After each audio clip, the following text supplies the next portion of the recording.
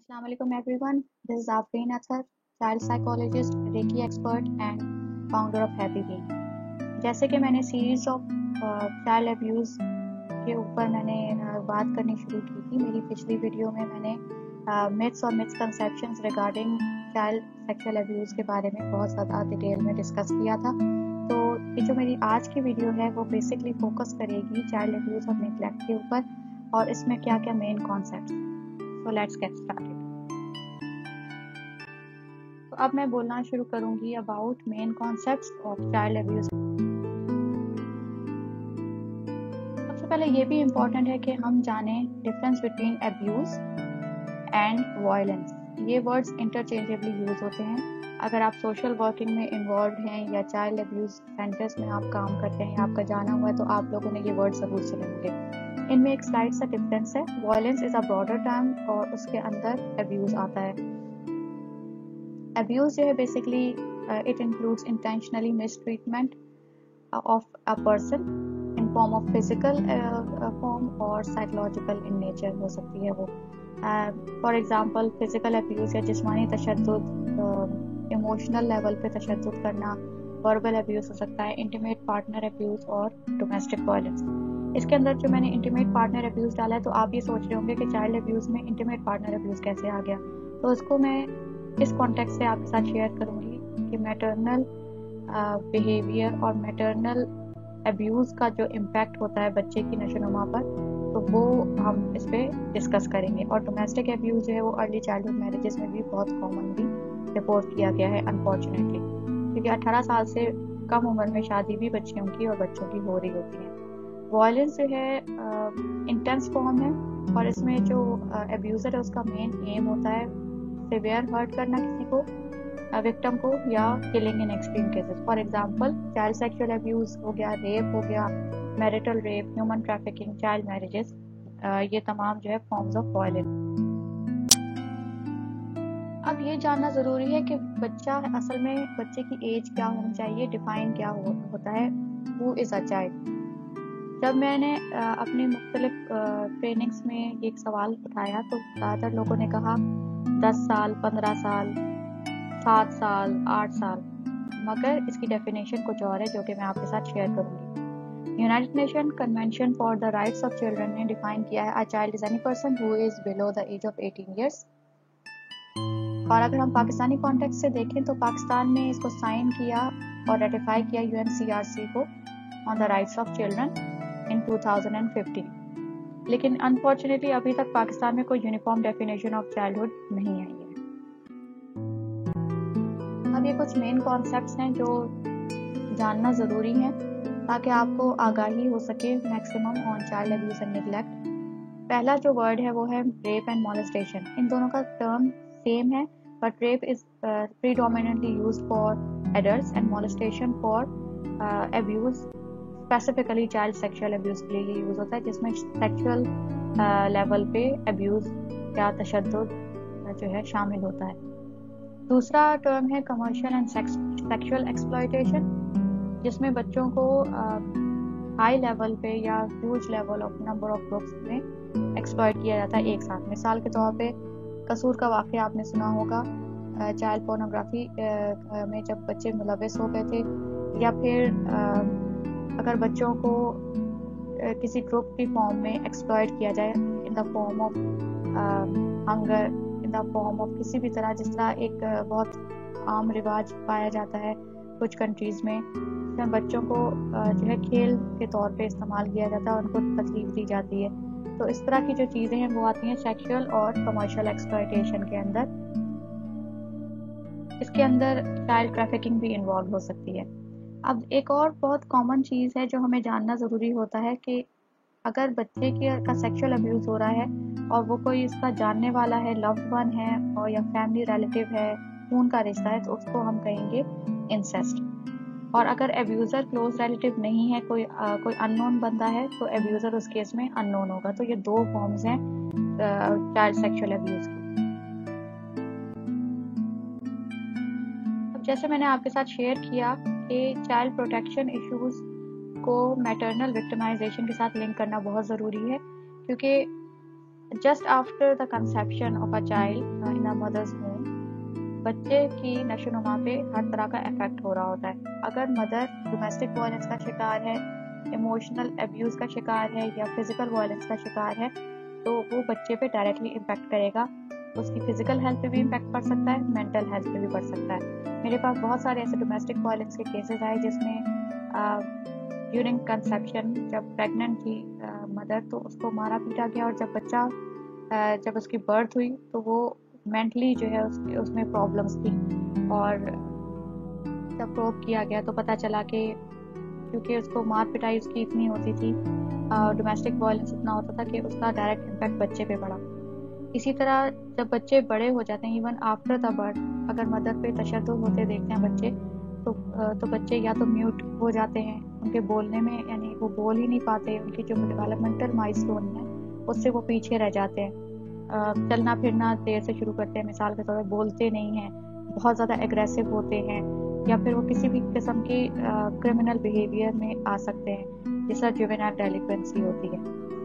तो इसलिए ज़रूरी है कि मैटरनल हेल्थ का भी ख्याल रखा जाए during conception and after the birth of the baby. अब ये कुछ फॉर्म्स हैं जिस तरह चाइल्ड अब्यूज़ की होती है, जैसा child sexual violence against children हो गया, जिस्मानी तशद्दुद हो गया, जज्बाती तशद्दुद हो गया, निगलेक्ट हो गया। निगलेक्ट का मतलब ये है कि बच्चे की जो नेसेसिटीज़ हैं, फूड, शेल्टर, वाटर, उससे उसको वो प्रोवाइड ना की जाए। इसके अलावा पेरेंट्स अगर बच्चे को अटेंशन ना दें, फाइनेंशियली सपोर्ट करें लेकिन अटेंशन ना दें तो फिर वो भी निगलेक्ट के ज़ुम्रे में आएगा।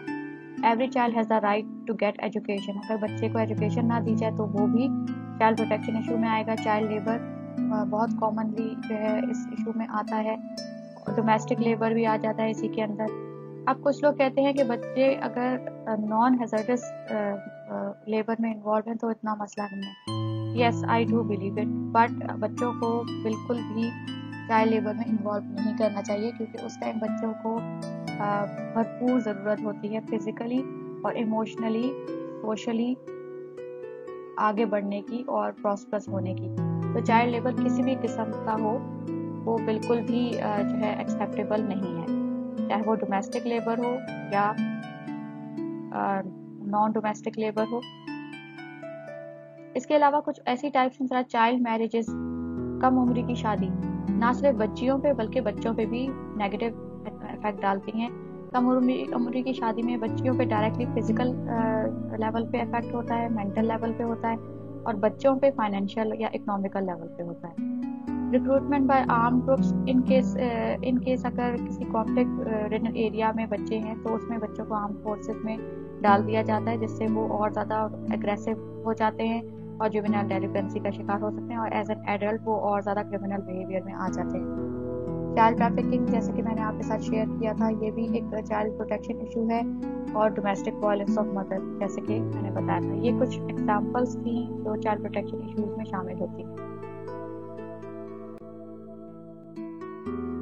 अब चाइल्ड प्रोटेक्शन क्या है, यूनिसेफ ने इसको कैसे डिफाइन किया? It's about prevention and response towards violence, exploitation and abuse against children. इसमें हमें दो चीज़ें देखने की ज़रूरत है कि चाइल्ड प्रोटेक्शन के अंदर हमें प्रिवेंट कैसे करना है बच्चे को कि किसी तरह का अब्यूज़ ना हो, और अगर हो गया तो मज़ीद और अब्यूज़ ना हो, और हमें उसको रिस्पॉन्ड कैसे करना है अगर बच्चे के साथ किसी भी किस्म का वायलेंस, एक्सप्लॉयटेशन हो गया। तो आगे मैं आपके साथ शेयर करूँगी कि हमें कैसे रिस्पॉन्ड करना है towards child sexual abuse more specifically. कैसे, इसके बारे में भी मैं आपके साथ शेयर करूँगी कि क्या करना चाहिए। इससे पहले कुछ निजी इदारों की मैं स्टैटिस्टिक्स आपके साथ शेयर करूंगी ताकि आपको पता चले कि इस टॉपिक की अहमियत कितनी ज़्यादा है। According to that organization 8 children are abused in Pakistan per day, और उन्होंने जो अखबारात की जो न्यूज़ हैं उनकी बेसिस पे यानी रिपोर्टेड केसेस के मुताबिक ये स्टैटिस्टिक्स है। इसका मतलब ये है कि अनफॉर्चुनेटली इसकी स्टैटिस्टिक्स इससे भी बहुत ज़्यादा होगी, क्योंकि अनरिपोर्टेड केसेस बहुत सारे हैं। जो सबसे ज़्यादा एज ब्रैकेट इफेक्ट होता है चाइल्ड अब्यूज़ का, वो है 6 से 15 साल के बच्चे। इसके अलावा बच्चे ज़्यादा अब अब्यूज़ हो रहे हैं कंपेयर टू गर्ल्स। ये बहुत ज़्यादा अलार्मिंग चीज़ है, और ये मिथ्स के अंदर मैंने डिस्कस भी की थी अपनी पिछली वीडियो में, आप उसको ज़रूर देखिएगा, उसमें मैंने मिथ्स डिस्कस किए हैं। और इवन बर्थ से लेकर 5 साल के बच्चे भी अब्यूज होते हैं। इसके अलावा हमें ये भी चीज़ देखने की ज़रूरत है, क्योंकि आजकल डिजिटल एरा है, हमें बच्चों को साइबर हैरेसमेंट से भी बचाना है। According to an estimate 1 in 3 internet users world wide is a child. तो बच्चे बहुत ज़्यादा जो है साइबर हैरेसमेंट का शिकार इसी वजह से हुए हैं। बहुत सारे ऐसे पॉपअप्स होते हैं या ऐसी इनसिक्योर वेबसाइट्स होती हैं जो बच्चे due to their need for exploration देखते हैं और उनको वो नुकसान दे सकती हैं उनकी वेलबींग के लिए। एक और बहुत इंपॉर्टेंट चीज़ ये है, इन पाकिस्तान अगर हम उसकी स्टैटिस्टिक्स देखें, यूनिसेफ ने बताया कि 34% of children under 5 are registered at birth nationally. Birth registration बहुत इंपॉर्टेंट है, क्योंकि बच्चे की जो तमाम डिटेल्स हैं वो उससे फाइंड आउट हो सकती हैं। बच्चे का राइट है कि वो रजिस्टर हो at the time of birth. तो इसकी आगाही फराहम करना बहुत ज़रूरी है कि हम बच्चों की रजिस्ट्रेशन ज़रूर करवाएं, और जो लोग नहीं करवाते उनको आगाही दें, ताकि बच्चे की सेफ्टी एंड सिक्योरिटी को मेक श्योर हम कर सकें। बहुत सारे ऐसे बच्चे ह्यूमन ट्रैफिकिंग में मुलव्वस हो जाते हैं, जो उनकी बर्थ रजिस्ट्रेशन उनकी हुई नहीं होती, जिसकी वजह से वो फाइंड आउट उनकी करना बाजियाफ्त करना बहुत मुश्किल हो जाता है। That's why it's very important कि बर्थ रजिस्ट्रेशन हुई भी हो बच्चों। और 3.3 मिलियन अप्रॉक्सीमेटली पाकिस्तानी चिल्ड्रन जो है चाइल्ड लेबर में इन्वॉल्व हैं। और ये जिस तरह मैंने कम उम्र की शादी का बताया है कि स्टैटिस्टिक्स बताई हैं कि 20 से 20 से लेकर 49 ईयर्स की जो फीमेल्स थी वो before the age of 15 years, यानी ज़्यादातर जो है 15 साल की उम्र से पहले या 15 साल की उम्र में उनकी शादियाँ हो चुकी हैं। तो अर्ली चाइल्डहुड मैरिजेस का इन पर बहुत एडवर्स इफेक्ट पड़ा। अब अगर वर्ल्ड वाइड देखें, WHO की रिपोर्ट के मुताबिक फिजिकल अब्यूज़ 23% बच्चे एक्सपीरियंस कर रहे हैं, 18% girl, 8% boy, 36% emotional abuse, physical neglect 16%। और ये सिर्फ रिपोर्टेड केसेस होते हैं। अनरिपोर्टेड केसेस सोचें आप कि उनका कितना ज़्यादा इम्पैक्ट होता होगा उन बच्चों पे। अब अगर हम देखें तो अब्यूज़ के शॉर्ट टर्म आउटकम्स भी होते हैं और लॉन्ग टर्म आउटकम्स भी होते हैं। कुछ मैं आउटकम्स आपके साथ शेयर करूंगी। फॉर एग्जांपल, अगर बच्चा किसी भी किस्म का जिस्मानी या जज्बाती तशद्दुद का शिकार हो रहा है तो उसका लाइफ टाइम क्या इफेक्ट पड़ेगा। एक तो ये कि उसकी वर्नरेबिलिटी बढ़ जाएगी बीइंग विक्टिमाइज्ड।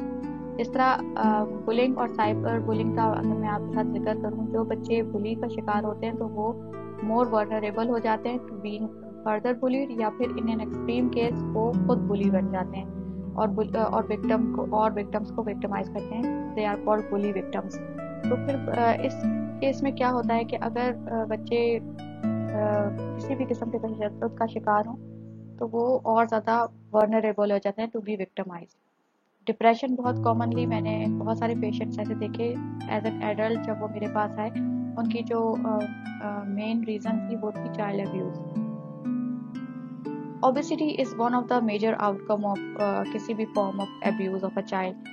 Overeating और eating disorders, anorexia, bulimia इसके outcomes हो सकते हैं। इसके अलावा high risk for sexual behaviors and unintended pregnancies बहुत common outcome है।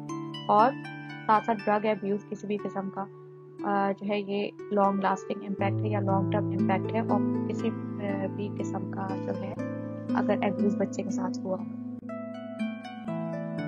चाइल्ड अब्यूज़ के अंदर क्या क्या टाइप्स हैं। पहली है फिजिकल अब्यूज़, जिस्मानी तशद्दुद, जिसमें बच्चे को किकिंग, स्लैपिंग, बीटिंग या थप्पड़ मारा जाए, किसी भी तरह टॉर्चर किया जाए। इमोशनल अब्यूज़ क्या होता है, जिसमें बच्चे को रिपीटेडली रिजेक्ट किया जाए, डराया धमकाया जाए। मिसाल के तौर पर उसको उसके नेम कॉलिंग हो, उसको लुक डाउन अपॉन किया जाए, गालियाँ दी जाए, बुरा भला कहा जाए। निगलेक्ट में क्या होता है कि बच्चे को नीड फॉर बेसिक नीड्स और नेसेसिटी से महरूम रखा जाए। मिसाल के तौर पे पानी, खाना, शेल्टर, सैनिटेशन। और जैसे मैंने पहले जिक्र किया कि पेरेंट्स अगर फाइनेंशियली सपोर्ट करें बच्चे को, लेकिन साथ उनको वो नर्चरिंग सपोर्ट नहीं कर रहे, तो फिर भी निगलेक्ट के जुमरे में वो चीज़ आ जाएगी। अब क्योंकि आजकल डिजिटल एरा है तो ऑनलाइन अब्यूज़ एंड हैरेसमेंट भी बहुत कॉमनली देखा गया है बच्चों में, जिसमें इंटरनेट के ज़रिए बच्चों को हरासा किया जाता है। जिस्मानी तर्ज का भी होता है वो, और सेक्सुअल कंटेंट्स के तर्ज का भी होता है। और last but not the least child sexual abuse, जिस पे मेरा ज़्यादातर फोकस होगा क्योंकि पाकिस्तान में के केसेस अनफॉर्चुनेटली दिन ब दिन बढ़ते जा रहे हैं। चाइल्ड सेक्सुअल अब्यूज़ क्या है? चाइल्ड सेक्सुअल अब्यूज़ में बच्चे को किसी भी तरह का हरासा करना जिसमें सेक्सुअल एक्ट शामिल हो वो कहलाता है चाइल्ड सेक्सुअल अब्यूज़ या जिनसी तशद्दुद। एक निजी इदारे ने इसको डिफाइन किया है as an activity in which an older adult और older child uses younger child in a sexual way. अब क्वेश्चन ये होता है कि क्यों, कैसे और कौन अब्यूज करता है, यानी अब्यूजर होता क्या है? तो इसका आंसर ये है कि कोई साइकोलॉजिकल डिसऑर्डर नहीं है, सेक्सुअल फ्रस्ट्रेशन नहीं है, बल्कि पावर इम्बैलेंस है। ये जानना बहुत ज़रूरी है कि जब इंसान पावरलेस फील करता है, लो सेल्फ एस्टीम होता है, तो वो किसी ऐसे इंसान को या जानवर को या किसी चीज़ को टारगेट करता है जिससे उसका सेल्फ एस्टीम बूस्ट हो सके। मोस्टली जो केसेस होते हैं चाइल्ड सेक्सुअल अब्यूज़ के, उसमें अब्यूज़र जो होता है वो लो सेल्फ एस्टीम का शिकार होता है और अपने पावर को बैलेंस करने के लिए वो बच्चों को तशद्दुद का शिकार बनाते हैं।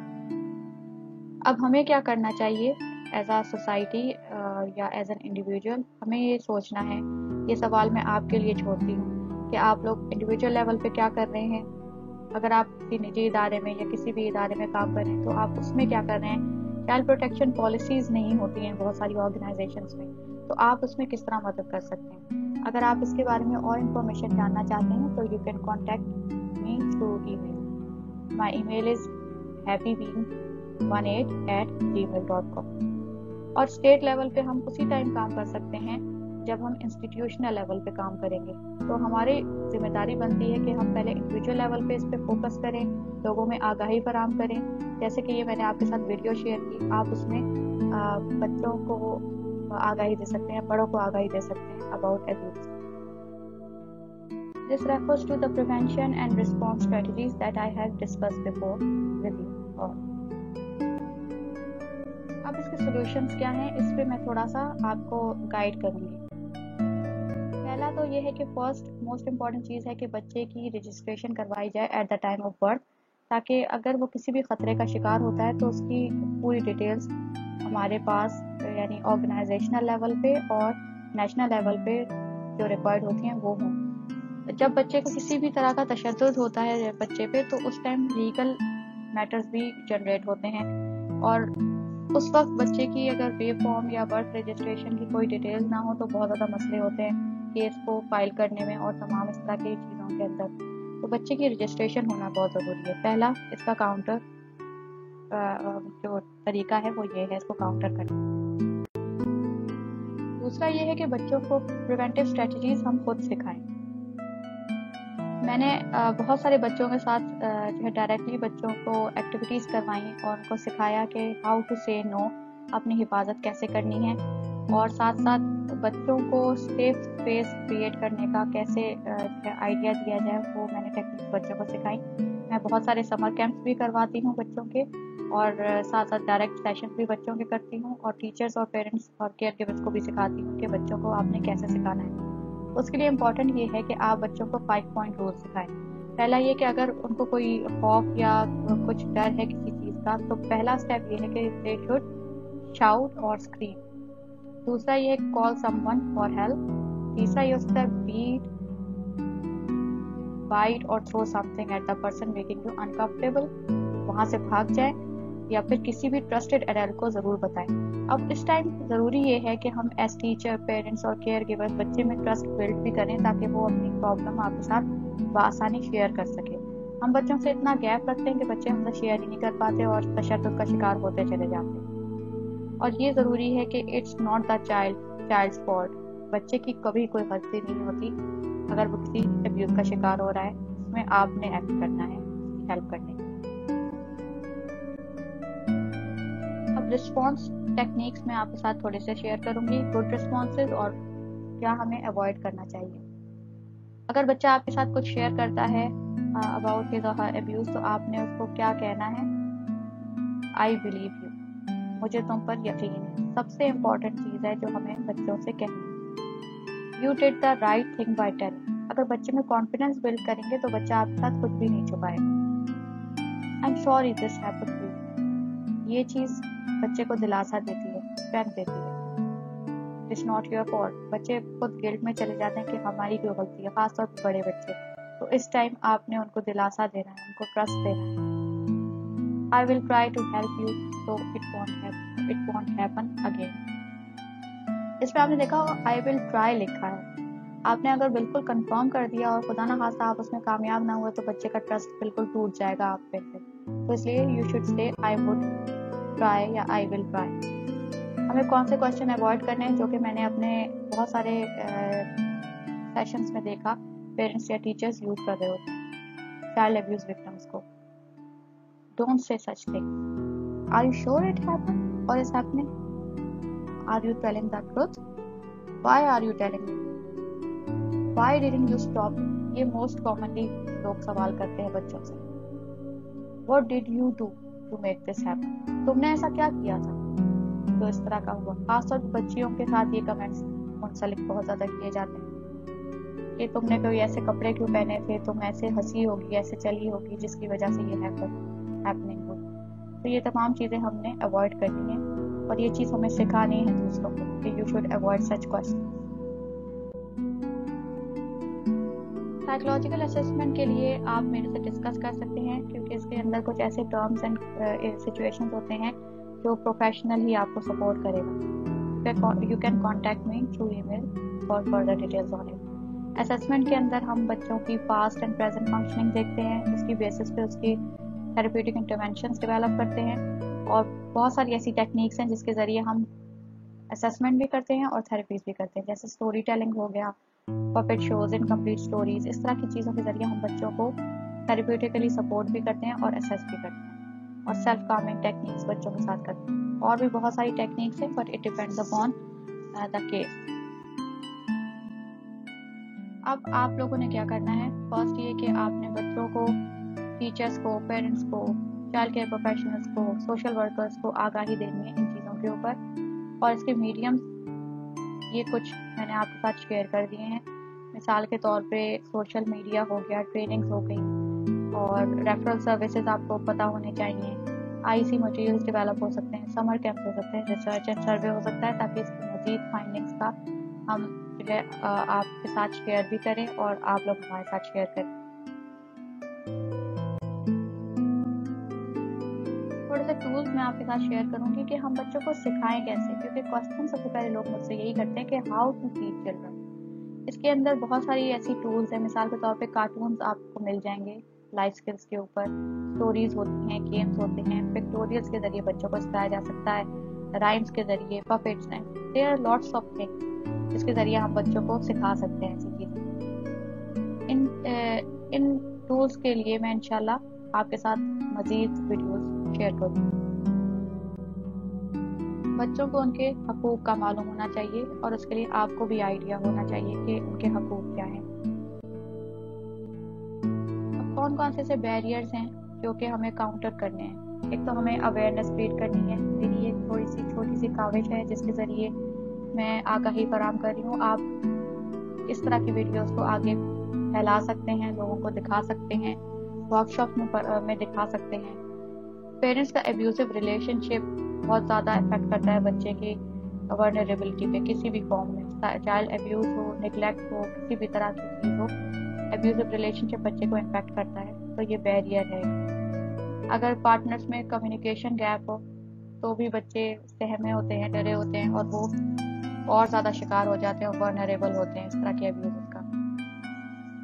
टैबूज जो हमारे साथ अटैच हैं अनफॉर्चुनेटली हमारी सोसाइटी में बच्चों के से रिलेटेड या चाइल्ड सेक्सुअल एब्यूज से रिलेटेड, जिसमें विक्टिम ज़्यादा विक्टिमाइज मजीद हो रहे होते हैं, उनकी फैमिलीज और ज़्यादा विक्टिमाइज हो रही होती हैं और हम ऑफेंडर्स को नहीं देखते। In my upcoming videos I will discussing about the psyche behind offenders. और ऑफेंडर्स ज़्यादातर खुद भी विक्टिमाइज होते हैं, तो उसके लिए हमें क्या करना चाहिए, ये तमाम चीज़ें हमें मद्देनज़र रखनी है। और इसके लिए हमें ये करना है कि हमें मैक्सिमम इंफॉर्मेशन आगे पहुंचानी है। आई रिक्वेस्ट कि आप इस वीडियो को मैक्सिमम लोगों तक पहुंचाएं ताकि लोगों में आगाही फराहम हो सके। अब रोल क्या है LHWs या front line educators, social workers का, कि हमें आगाही फराहम करनी चाहिए बच्चों और विमेन के राइट्स के ऊपर। फैमिली थेरेपीज या सेशंस होने चाहिए, कम्युनिकेशन अच्छी होनी चाहिए और मदर्स की सेंसिटाइजेशन होनी चाहिए ताकि वो खुद भी अपने आप को महफूज रख सकें और अपने बच्चों को भी। Thank you so much.